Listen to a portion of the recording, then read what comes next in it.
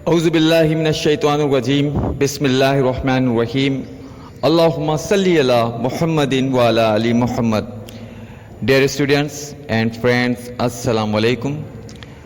Computer application سے related آج آپ کا پہلا لیسن یا پہلا چیپٹر یہ ہے. ہمارے اسٹوڈنٹ یہ یاد رکھیں کہ یہ تمام نالج جو آپ کو دی جا رہی ہے اس لیکچر میں آپ نے خود اپنے نوٹس بنانے ہیں، اور اس میں سے جو امپورٹنٹ باتیں لگیں آپ کو وہ آپ نے پک کرنی ہے، نوٹ کرنی ہے، کیونکہ آپ کے جو کوئز ہے وہ انہی لیکچرز میں سے آئے گا. سو بی کیئرفل. سو چلیں شروع کرتے ہیں. What is computer? کمپیوٹر دراصل ایک لاطینی زبان سے لیا گیا ہے جس کا مطلب ہے حساب رکھنا. ہم کہہ سکتے ہیں کہ کمپیوٹر ایک ایسا آلہ ہے جو معلومات حاصل کرتا ہے اور ان معلومات کا استعمال کرتے ہوئے مختلف نتائج کو اخذ کرتا ہے. تمام کام کمپیوٹر ان انسٹرکشن کی روشنی میں کرتا ہے جو اس کی میموری میں سیو ہوتی ہیں. کمپیوٹر ان انسٹرکشن کو یا ہدایات کو اس وقت تک اپنی میموری میں محفوظ رکھتا ہے جب تک ہم چاہتے ہیں. Classification of computer. کمپیوٹر کی کلاسیفیکیشن یا کمپیوٹر کی درجہ بندی. کمپیوٹر کی درجہ بندی بناوٹ کے اصول کے تحت ہوتی ہے، اور کمپیوٹر کی درجہ بندی جسامت اور کارکردگی کے حوالے سے بھی ہوتی ہے. بناوٹ کے اصول کے تحت کمپیوٹر کی درجہ بندی یا کلاسیفیکیشن. کمپیوٹروں کو اس اقسام میں اینالوگ، ڈیجیٹل اور ہائبرڈ کمپیوٹر سے ہم تقسیم کرتے ہیں، ان کی درجہ بندی کرتے ہیں. سب سے پہلی بات اینالوگ کمپیوٹر. اینالوگ کمپیوٹر جو مسلسل متغیر پلیز ہوں، یا اینالوگ آپ جانتے ہیں کہ ہمارے پاس جس پہلے جو سسٹم ہوتے تھے، ٹی وی ہوتا تھا جس میں ایک ریموٹ لگا ہوتا تھا، کنٹرولر لگا ہوتا تھا، چینل جسے ہم گھماتے تھے، یا ہمارے پاس وہ ریڈیو جسے ہم گول گول اس کے اندر روٹیٹ کرتے تھے اور اس کی ویلیو چینج ہوتی تھی. یعنی کہ ایسی مقدار جو مسلسل ویریٹ ہو رہی ہو یا تغیر اس میں آ رہا ہو، اینالوگ کہلاتی ہے.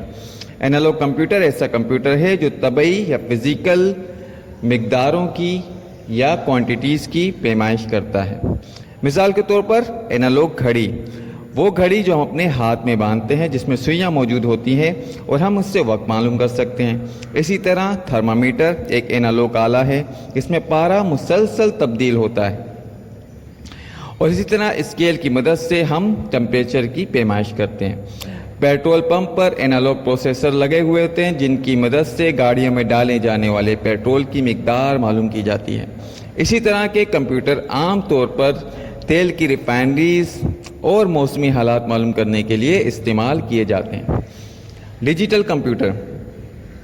ڈیجیٹل کمپیوٹر اکاؤنٹنگ کے اصول کے تحت کام کرتے ہیں جس میں کمپیوٹر ڈیجٹ کاؤنٹ کرتے ہیں اور ان کی مدد سے مختلف نمبرز، حروف اور نشانات کو ظاہر کیا جاتا ہے. در حقیقت کمپیوٹرز میں ایسے سرکٹ موجود ہوتے ہیں جو صرف 0 اور 1 کی ویلیو میں ہی فرق کر سکتے ہیں. جو ڈیٹا ہدایات کو کمپیوٹر کو دی جاتی ہیں اس کو وہ 0 اور 1 کی فارم میں کمپلیٹ کر کے سیو کرتے ہیں. زیادہ تر اینالوگ آلات اب ڈیجیٹائز ہو چکے ہیں. جیسے کہ گھڑی ہمارے ہاتھ میں پہلے ہوتی تھی وہ سوئیوں والی ہوتی تھی، اب ہمارے ہاتھوں میں ڈیجیٹل گھڑیاں بھی ہیں. ہم مارکیٹ میں ترازو دیکھتے تھے تو ڈیجیٹل ترازو آ گئے، اور ڈیجیٹل تھرمامیٹر وغیرہ بھی آ گئے. کمپیوٹر کی تیسری قسم کو ہائبرڈ کمپیوٹر کہتے ہیں، یعنی کہ ایسے کمپیوٹر جن میں اینالوگ اور ڈیجیٹل دونوں قسم کے کمپیوٹرز کی خصوصیات پائی جاتی ہے. مثال کے طور پر ہاسپٹل میں ICU کے شعبے میں مریض کا درجہ حرارت، بلڈ پریشر، دل کی دھڑکن اور دوسرے اہم ٹیسٹ اینالوگ آلات سے کیے جاتے ہیں. پھر ان کی اطلاعات کو اعداد میں کوڈ کر کے ڈیجیٹائز کیا جاتا ہے جو ان کی اطلاعات کا تجزیہ کرتا ہے. اگر مریض کی حالت خراب ہو تو وہ ڈاکٹر کو سگنل سینڈ کرتا ہے تاکہ ضروری علاج کیا جا سکے. اب آئیے جسامت اور کارکردگی کے حوالے سے کلاسیفیکیشن پر. جس کمپیوٹر کی جسامت اور اس کی کارکردگی کے حوالے سے کلاسیفیکیشن میں کمپیوٹر میں مین فریم کمپیوٹر، منی کمپیوٹر اور مائکرو کمپیوٹر آتے ہیں. پہلے ہم بات کرتے ہیں مین فریم کمپیوٹرز کی. مین فریم کمپیوٹرز تیسری اور چوتھی نسل کے کمپیوٹرز کی ترقی یافتہ شکل ہیں۔ عام طور پر ایسے کمپیوٹر سائز میں بہت بڑے ہوتے ہیں اور ہدایات کو پروسیس کرنے کی انسٹرکشن کو پروسیس کرنے کی رفتار بھی بہت تیز ہوتی ہے۔ ایسے کمپیوٹر تقریباً 50 لاکھ انسٹرکشن فی سیکنڈ کے حساب سے پروسیس کرتے ہیں اور ایک وقت میں ہزاروں لوگ ایک کمپیوٹر کو استعمال کر سکتے ہیں۔ ایسے کمپیوٹر بینکوں اور تعلیمی اداروں اور ایٹمی تحقیق کے اداروں میں استعمال کیے جاتے ہیں۔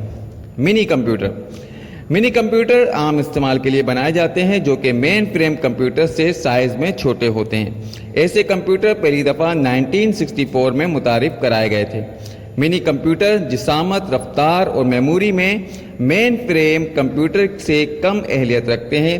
منی کمپیوٹر ایک وقت میں 10 سے لے کر 200 انسان کام کر سکتے ہیں۔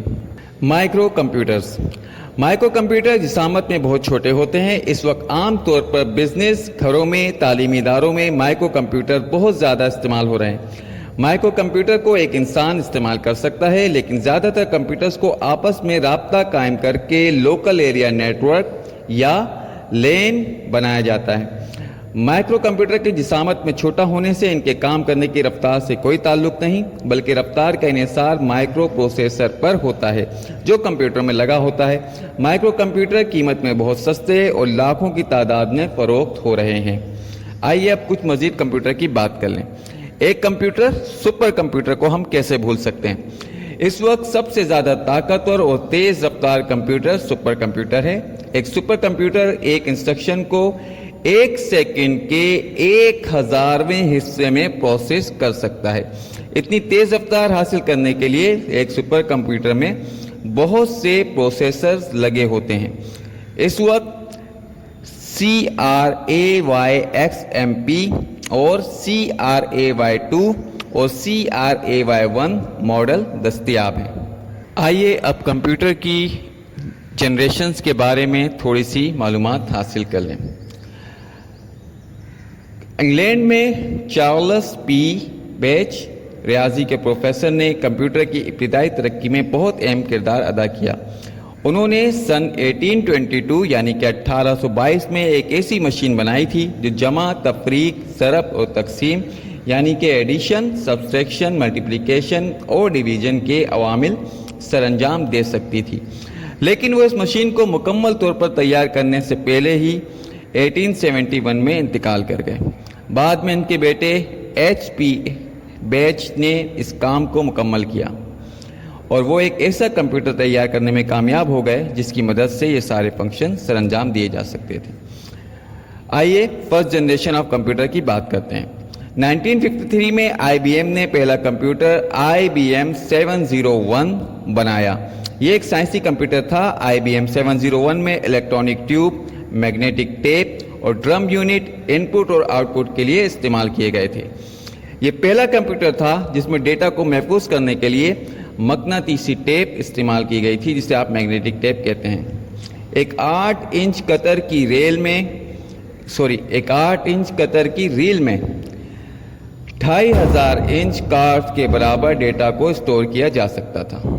1954 کے آخر میں IBM نے IBM 650 کمپیوٹر متعارف کرایا تھا۔ یہ اس وقت کا ہر دل عزیز کمپیوٹر تھا اور اس دور کمپیوٹر میں ویکیوم ٹیوب استعمال کی جاتی تھیں جو کہ سائز میں بہت بڑی ہوتی تھیں، بہت زیادہ حرارت پیدا کرتی تھیں اور رفتار میں بہت سلو ہوتی تھیں۔ اس دور کے کمپیوٹر کو کمپیوٹر کی پہلی نسل کہا جا سکتا ہے۔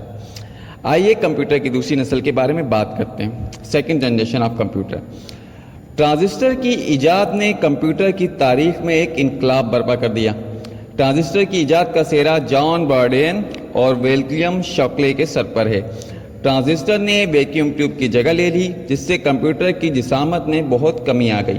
اس کے علاوہ کمپیوٹر کی رفتار اور بجلی کے استعمال میں بھی کمی واقع ہو گئی۔ 1959 میں ٹرانزسٹر کے استعمال سے کمپیوٹر کی ایک نئی نسل وجود میں آئی اور اس دور میں ایپلیکیشن پروگرام مشین لینگویج میں لکھے گئے جس میں ہائی لیول لینگویجز کا استعمال کیا گیا اور بیسک لینگویج متعارف کروائی گئی۔ اس دور کے کمپیوٹر کو آپ کمپیوٹر کی دوسری نسل کہتے ہیں۔ آئیے تیسری نسل کی بات کرتے ہیں۔ کمپیوٹرز میں ٹرانزسٹر کے استعمال سے مائکرو الیکٹرانکس کی استعمال کے رجحان میں بہت زیادہ اضافہ ہو گیا۔ माइक्रो इलेक्ट्रॉनिक्स टेक्निक के इस्तेमाल से कंप्यूटर के साइज में बहुत कमी और रफ्तार में तेज़ी आई और पहली नस्ल के कंप्यूटर से इस्तेमाल में 10,000 गुना या आप इसको 10,000 से 1,00,000 गुना इजाफा भी कहा जा सकता है। इसी दौर में सेकेंडरी स्टोरेज डिवाइस, मॉनिटर और तेज़ रफ्तार प्रिंटर का इस्तेमाल शुरू हुआ। तीसरी नस्ल के कंप्यूटर 1965 में इस्तेमाल के लिए दस्तयाब हुए और मुख्तलिफ मॉडल का सिलसिला जिसमें छोटे साइज से लेकर बड़े साइज के कंप्यूटर थे मौजूद थे। फोर्थ जनरेशन ऑफ कंप्यूटर, इस दौर में अहम इजाद माइक्रो प्रोसेसर की थी और मज़ीद बड़े साइज में स्टोरेज यूनिट का इस्तेमाल करना था। एक माइक्रो प्रोसेसर छोटा सा आला होता है, लेकिन ये अपनी ज़ात में एक मुकम्मल कंप्यूटर होता है जो एक कंप्यूटर के तमाम उमूर को सरअंजाम देता है। इसके अलावा माइक्रो प्रोसेसर का इस्तेमाल पेट्रोल पंप, कपड़े धोने वाली मशीन, प्रिंटर और बहुत सी जगह पर इस्तेमाल किया जाने लगा। इसी दौर में पर्सनल कंप्यूटर और इनके नेटवर्क भी मुतारिफ कराए गए और जदीद तरीन इनपुट और आउटपुट आलात बनाए गए जिनकी मदद से मुकम्मल रिकॉर्ड को एक ही वक्त में मेमोरी में स्टोर किया जा सकता था या फिर आवाज़ की मदद से भी डेटा को स्टोर किया जा सकता था। कंप्यूटर की पांचवी नस्ल, इस दौर में कंप्यूटर के बुनियादी मुतवाज़ी तामील यानी कि पैरेलल प्रोसेसिंग का आगाज़ हुआ। ये कंप्यूटर के मुख्तलिफ नताइज का तजुर्बा न्यूक्लियर फिजिक्स और खलाई साइंस यानी कि स्पेस साइंस के लिए इस्तेमाल किए जाने लगे। मुतवाज़ी तामील या पैरेलल प्रोसेसिंग में मुकम्मल प्रोग्राम को छोटे छोटे प्रोग्राम्स में तोड़ दिया जाता है और फिर बहुत से प्रोसेसर की मदद से एक ही वक्त में तमाम प्रोग्राम को प्रोसेस किया जाता है। डियर स्टूडेंट्स, ये जो आपको तमाम जनरेशन बताई गई इसमें मुख्तलिफ किस्म के फ़र्क आपको और कौन सी चीज़ का इस्तेमाल कब होना शुरू हुआ बताया गया। इन तमाम मालूमात को अपने पास स्टोर कर लीजिए और इन्हें याद कर लीजिए। ये आपके क्विज़ का हिस्सा होंगे और आपके एग्ज़ाम का हिस्सा भी होंगे। अस्सलाम वालेकुम व रहमतुल्लाहि व बरकातुहू।